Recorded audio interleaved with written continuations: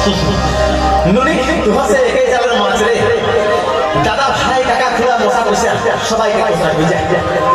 আরো কি বললি দাদাই